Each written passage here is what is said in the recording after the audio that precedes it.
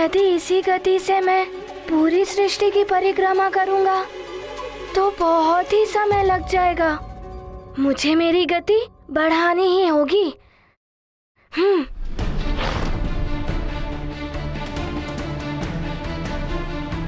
ओह, ये जल तो छलकने को है। मुझे मेरी गति कम करनी होगी।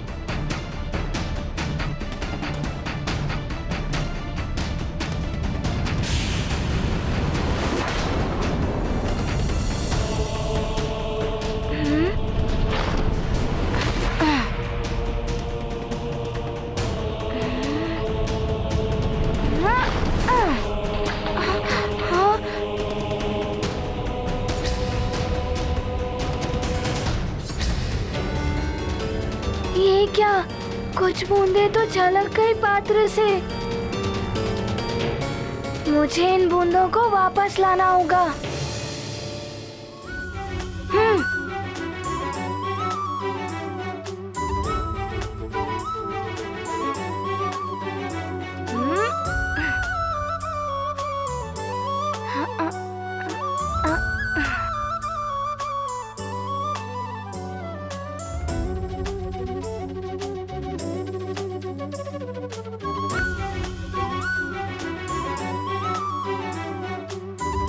ये तो बड़ा ही कठिन कार्य है। माँ ने जो मोती पिरोने वाला कार्य दिया था उससे भी कठिन है। गुरुदेव ने तो बड़ा ही चुनौतीपूर्ण कार्य मुझे सौंप दिया।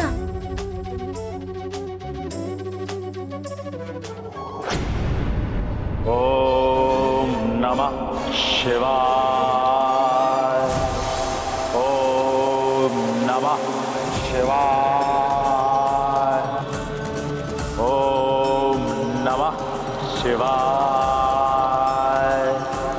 ओम नमः शिवाय।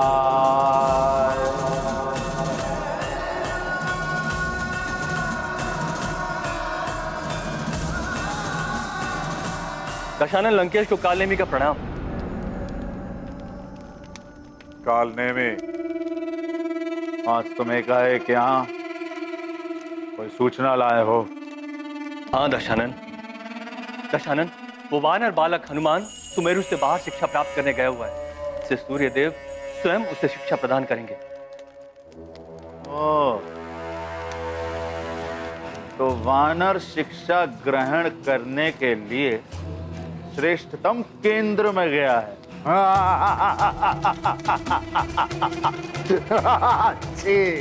अच्छी बात है।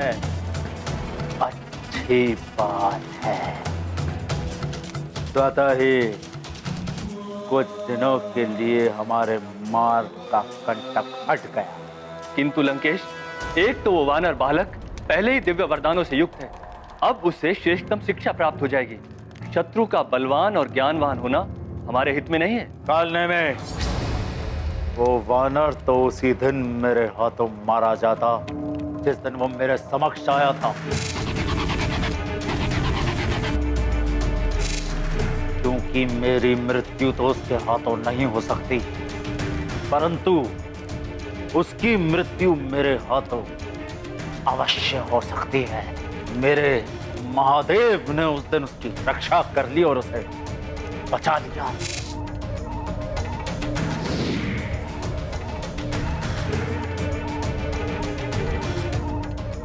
उसके ज्ञान प्राप्त करने और शिक्षा ग्रहण करने से हमें कोई संकट नहीं है। कालने में हमारा केवल एक ही शत्रु है, नर रूपी नारायण। वो तुच्छ वानर बालक हनुमान नहीं। रुक जाओ वज्रासुर।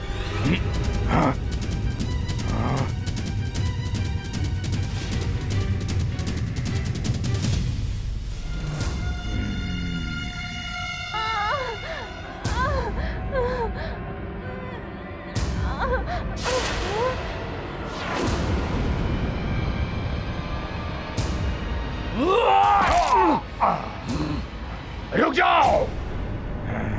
इसने मुझ पर वार किया है, इसका वध मैं करूंगा।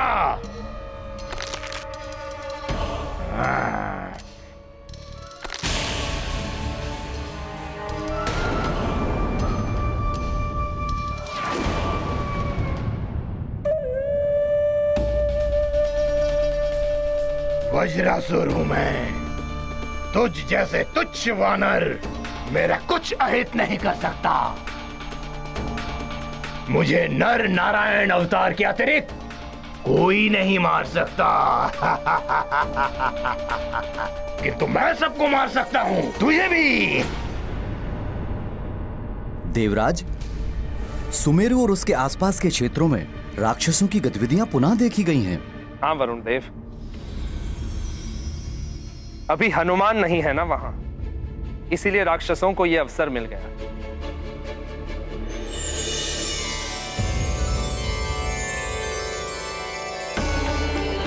प्रणाम देवराजन। प्रणाम वरुण देव। विराजिए वायुदेव।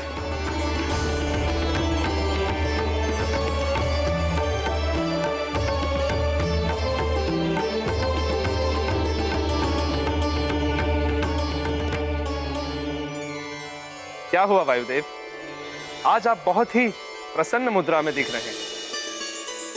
प्रतीत होता है कि कोई शुभ समाचार लाएं। समाचार ही प्रसन्नता का है देवराज।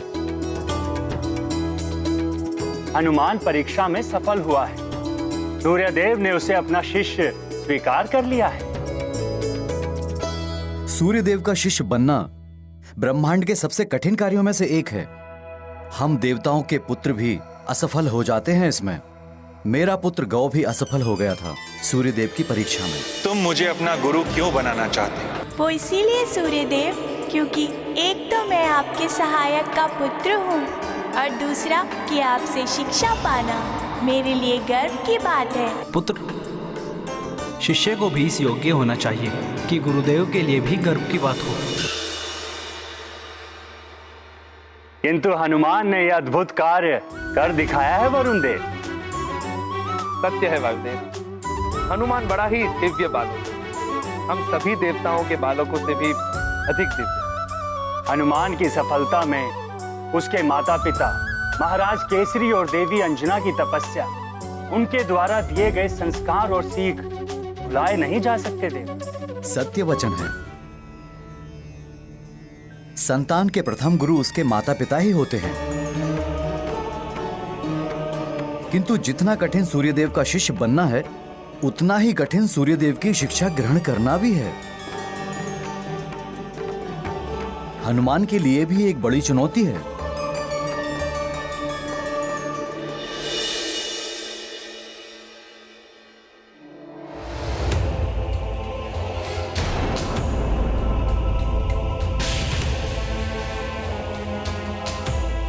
इस जल से भरे पात्र को लेकर तुम्हें संपूर्ण सृष्टि की परिक्रमा करनी है, और ये स्मरण रहे कि परिक्रमा लगाते हुए तुम्हें मार्ग में जितने भी उल्का पिंड मिले, तुम्हें उनकी गणना करनी है।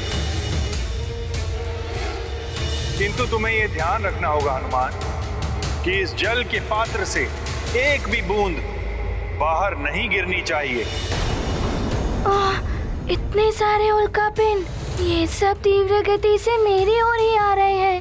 इनकी गणना करना तो दूर, मैं इनसे बच भी नहीं पाऊंगा। क्या करूं?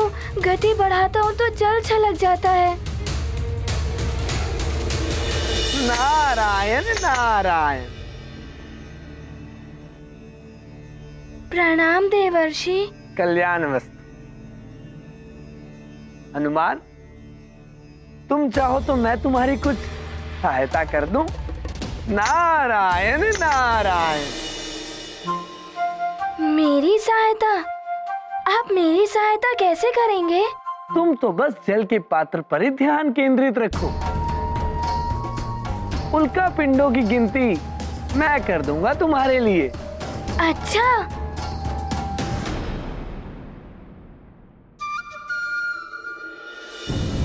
यदि हनुमान ने देव ऋषि से सहायता ले ली तो सूर्यदेव अवश्य रुष्ट हो जाएंगे। हो सकता है वो हनुमान को शिक्षा देने से मना कर दे। ऐसे में तो हनुमान की शिक्षा अपूर्ण रह जाएगी। ये महर्षि नारद अब कौन सी परीक्षा लेने पहुंच गए हनुमान की? हनुमान की तो पग पग पग परीक्षाएं होनी है। यह परीक्षाएं हनुमान के लिए बहुत बड़ी सीख होगी। देखना यह है कि हनुमान देवर्षि के द्वारा दिए जा रहे लोक में आता है या नहीं।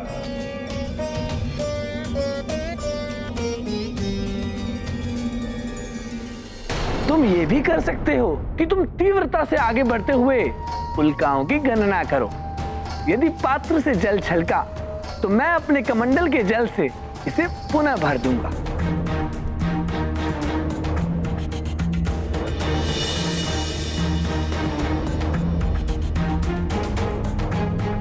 ये रहा मेरा कमंडल।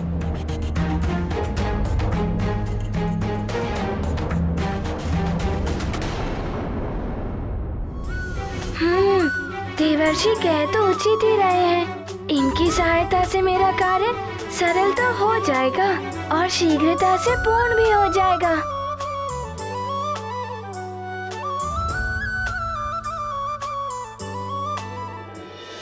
यदि आप कहें तो मैं आपका वाहन बनने को तैयार हूँ। यदि आज आप मेरी सवारी बनेंगे तो मेरे मूषक को बुरा लगेगा ना? गणपति जी ने सत्य कहा, वाहन नहीं बदलते और किसी की सहायता से स्पर्धा में विजय प्राप्त करना भी अनुचित है। ऐसी विजय का कोई अर्थ नहीं। देवर्षि, आपके प्रस्ताव के लिए धन्यवाद, किंतु गुरुदेव ने ये कार्य मुझे पूर्ण करने के लिए सौंपा है। माँ ने मुझे एक सीख दी थी, स्वयं के कार्य में किसी और की सहायता लेना फल के ही समान होता है। अतः इस कार्य को मुझे ही पूर्ण करने दीजिए। उत्तम, अति उत्तम हनुमान। नारायण नारायण। सुगम पथ ने दिया प्रलोभन, हनुमत ने चुना स्वावलंबन।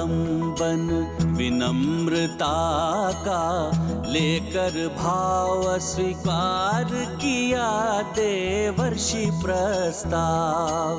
नहीं करेंगे गुरु से छल, हनुमत दर्शाते आत्मबल। करते स्वयं जो अपने कार्य, उत्तम मिलते उन्हें परिणाम।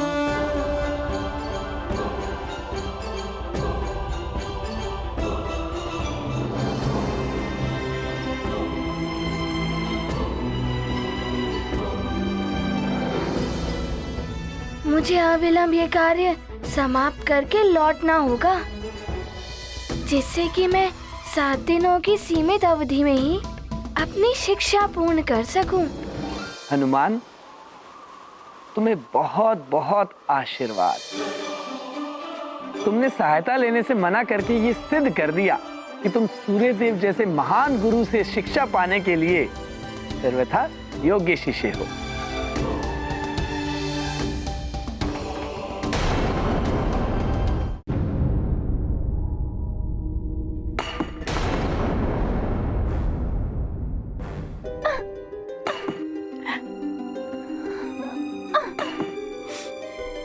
सर्वथा योग्य शिष्य था मैं, फिर भी मुझ गव को सूर्यदेव ने अपना शिष्य नहीं बनाया। वरुण देव का पुत्र होकर भी उन्होंने मुझे शिष्य बनने के लिए अयोग्य ठहरा दिया। पुत्र, इतना क्रोध अनुचित है। कोई मेरे समीप नहीं आएगा। आप भी नहीं माते। गौ, मैं तुम्हारी माँ होकर भी तुम्हारे समीप नहीं आ सकती। त्याग करूंगा मैं सबका, कोई मेरे समीप नहीं आएगा। भोजन भी त्याग कर दूंगा। जल के देवता वरुण देव का पुत्र होकर भी मैं जल का त्याग कर दूंगा। धीरज रखो पुत्र, शांत हो जाओ। कैसा धीरज? अब सूर्य देव के मुख्य सहायक वरुण देव की पत्नी होकर भी मेरी सहायता नहीं कर सकती। पिताश्री भी कुछ नहीं कर सकते। इससे तो अच्छा होता कि मैं महाराज केसरी और देवी अंजना का पुत्र होता। तो आज मैं सूर्यदेव का शिष्य तो होता, हनुमान की भांति उनसे शिक्षा तो प्राप्त कर रहा होता। प्रणाम देवर्षि। तुम्हारा कल्याण हो पुत्र। नारायण नारायण। अब मुझे ही इस समस्या का कोई हल निकालना होगा। क्या हो सकता है इसका हल?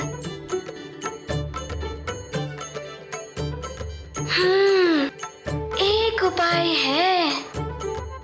मैं उल्का पिंडों से बचते हुए उनकी गणना भी कर लूंगा एवं जल को भी बचा लूंगा।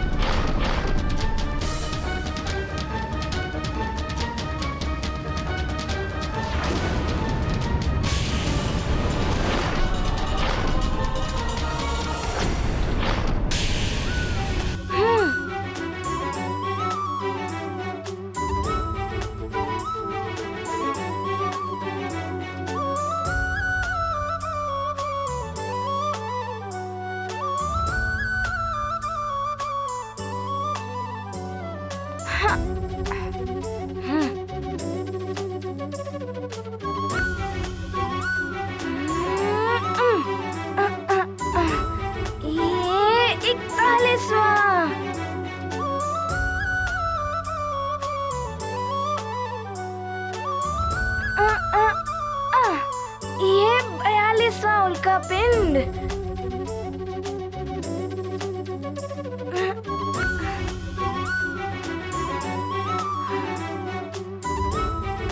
ये 43वां उल्का पिंड।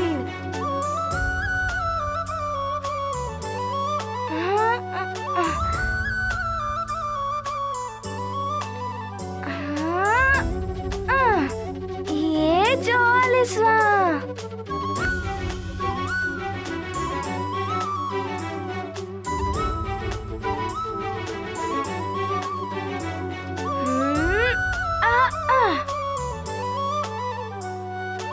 ये 45वां।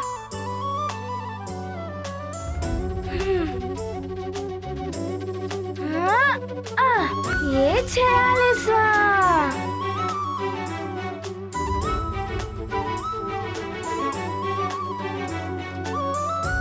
अभी तक तो 46 उल्का पिंड ही दिखाई दिए हैं।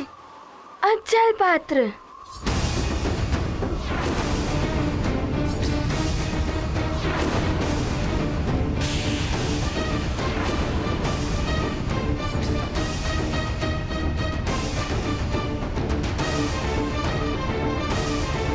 ये 47वां उल्का पिंड तो जल पात्र की ओर बढ़ रहा है।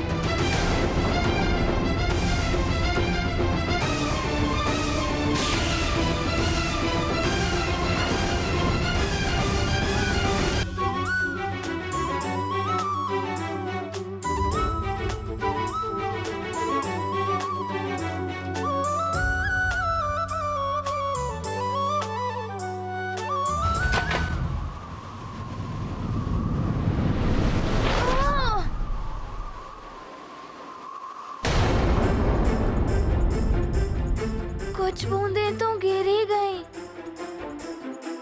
अब दिखाई भी नहीं दे रही है कि कहाँ गई।